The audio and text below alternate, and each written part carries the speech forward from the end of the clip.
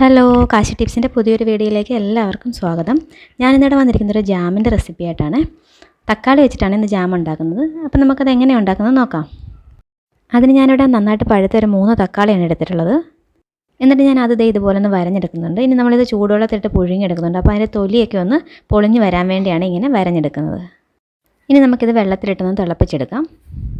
അപ്പം ഇത് തിളച്ച് വന്നിട്ടുണ്ട്. അതിൻ്റെ തൊലിയൊക്കെ ഇപ്പം തന്നെ ഒന്ന് പോയി വന്നിട്ടുണ്ട്. ഇനി നമുക്കത് വേറൊരു പാത്രത്തിലേക്ക് മാറ്റാം. ഞാൻ അതിൻ്റെ തൊലിയൊക്കെ കളഞ്ഞത് ഇതുപോലെ ഒന്ന് ചെറുതായിട്ട് അരിഞ്ഞെടുത്തിട്ടുണ്ട്. ഇനി നമുക്കിത് മിക്സിയുടെ ജാറിലേക്ക് ഇട്ട് നല്ലതായിട്ടൊന്ന് അരച്ചെടുക്കാം. അപ്പം തക്കാളി നല്ല ജ്യൂസായിട്ട് കിട്ടിയിട്ടുണ്ട്. ഇനി നമുക്കിതൊന്ന് അരിച്ചെടുക്കണം. തക്കാളിയുടെ കുരുവൊക്കെ ഉണ്ടെങ്കിൽ ഒന്ന് പോകാൻ വേണ്ടിയാണ് നമ്മൾ അരിച്ചെടുക്കുന്നത്. ഞാൻ അരിച്ചെടുത്തപ്പോൾ എനിക്ക് ഈ ഗ്ലാസ്സിന് 1 ഗ്ലാസ് ജ്യൂസ് കിട്ടിയിട്ടുണ്ട്. ഇനി നമുക്ക് ഇതേ അളവിൽ തന്നെ പഞ്ചസാരയും വേണം. ഈ ഗ്ലാസ്സിൽ തന്നെ നമുക്ക് പഞ്ചസാരയും എടുക്കാം. ഇനി നമുക്ക് ഈ ജ്യൂസ് ഒരു പാത്രത്തിലേക്ക് ഒഴിച്ചൊന്ന് തിളപ്പിച്ചെടുക്കണം. അപ്പം നമ്മുടെ തക്കാളിയുടെ ജ്യൂസ് തിളച്ച് വന്നിട്ടുണ്ട്. ഇനി നമുക്കതിലേക്ക് എടുത്ത് വെച്ചിരിക്കുന്ന പഞ്ചസാരയും കൂടെ ചേർത്ത് കൊടുത്ത് നന്നായിട്ടൊന്ന് മിക്സ് ചെയ്തെടുക്കാം. ഇനി നമുക്കിതിലേക്ക് 1/2 ടീസ്പൂൺ നാരങ്ങ നീരും കൂടെ ചേർത്ത് കൊടുക്കാം. അപ്പം നമ്മുടെ ജാം ഇവിടെ നന്നായിട്ട് തിളച്ച് വന്നിട്ടുണ്ട്. ഏകദേശം ഒരു 5 മിനിറ്റ് കഴിയുമ്പോൾ നമ്മുടെ ജാം നല്ല തിക്കായിട്ട് വരും. ആ സമയത്ത് നമുക്ക് ഫ്ലെയിം ഓഫ് ചെയ്ത് കൊടുക്കാം.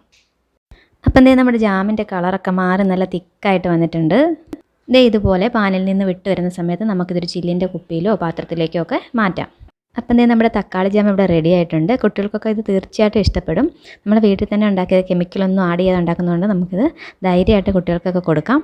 അപ്പം നിങ്ങൾക്ക് എൻ്റെ വീഡിയോ ഇഷ്ടപ്പെട്ടിട്ടുണ്ടെങ്കിൽ ഒന്ന് ലൈക്ക് ചെയ്യാനും ഷെയർ ചെയ്യാനും എൻ്റെ ചാനൽ ആദ്യമായിട്ട് കാണുന്നതെങ്കിൽ ഒന്ന് സബ്സ്ക്രൈബ് ചെയ്യാനും മറന്നു പോകരുത്. താങ്ക്